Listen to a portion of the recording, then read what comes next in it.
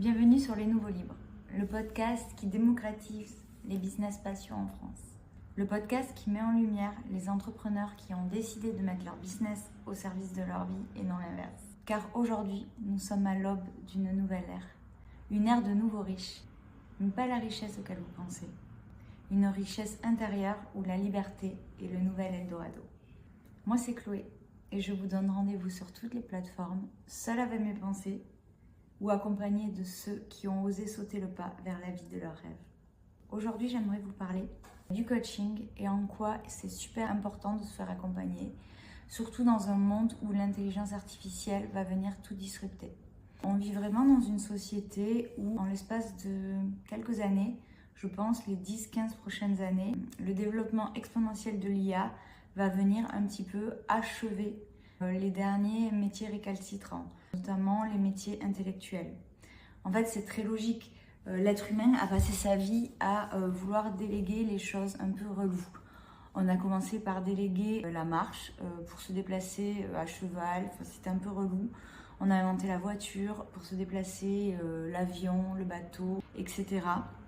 On a inventé les machines à laver parce que c'était du temps et de l'énergie que de laver son linge dans les rivières. Voilà, donc on a à chaque fois délégué un petit peu plus de ce qu'on pouvait faire nous par des machines et on est arrivé au dernier maillon de la chaîne qui est déléguer notre matière à penser, notre intellect. Donc c'est une très bonne chose pour beaucoup de points. Ça veut dire que l'humanité va pouvoir se focaliser sur la bienveillance, la créativité, l'intuition, toutes ces choses en fait que le mental bloque. On dit souvent, je pense vraiment que le mental est un super outil, mais c'est pas un outil lié à la créativité.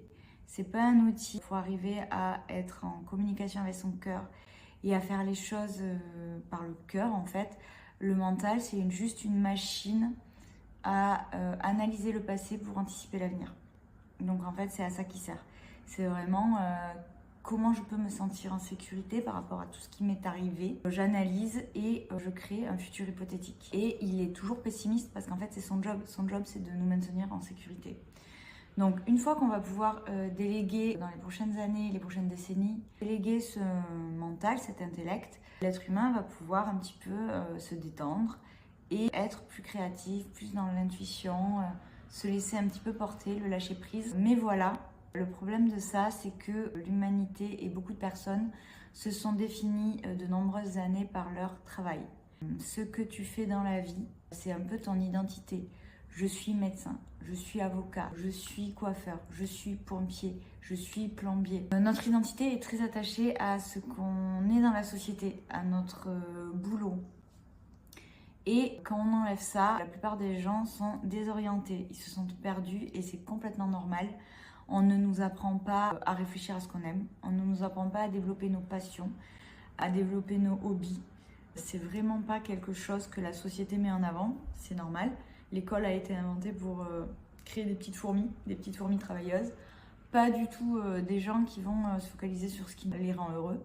C'est pas une problématique individuelle, c'est vraiment à l'échelle collective. Je pense que on va arriver à un point où les gens en fait ils vont devoir se reconvertir.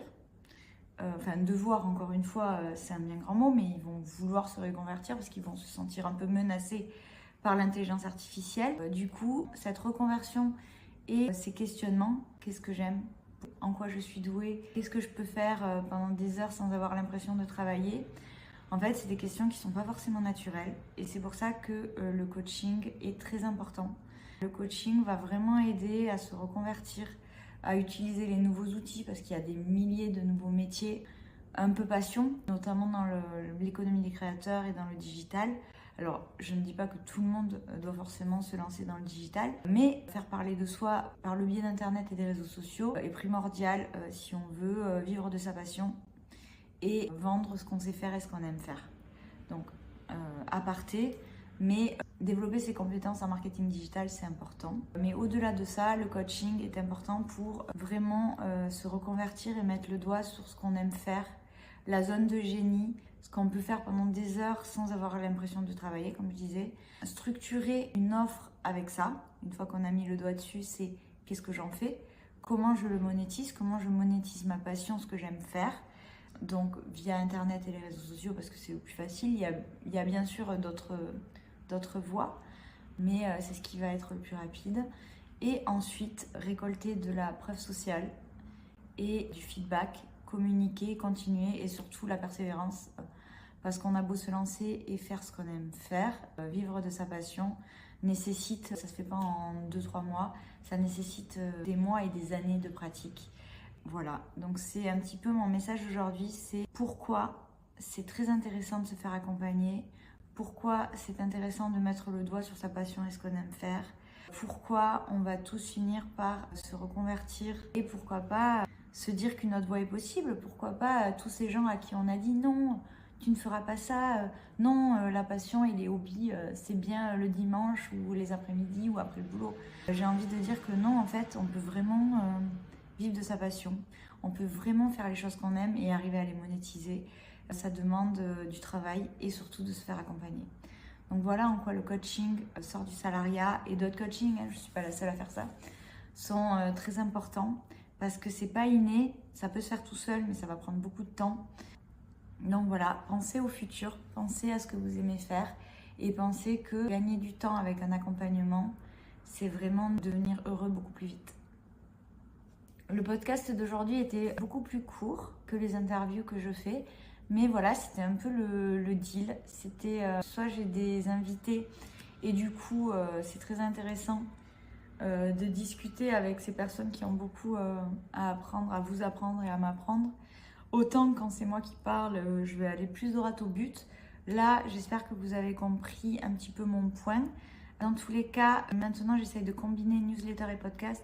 Donc en fait, la newsletter que je sors au même moment que le podcast va un petit peu plus en profondeur sur ces idées. Voilà, n'hésitez pas à me poser vos questions en commentaire. Et je suis disponible sur Instagram pour discuter de vos objectifs, vos projets et pourquoi pas vous accompagner pour vivre de votre passion en 2025.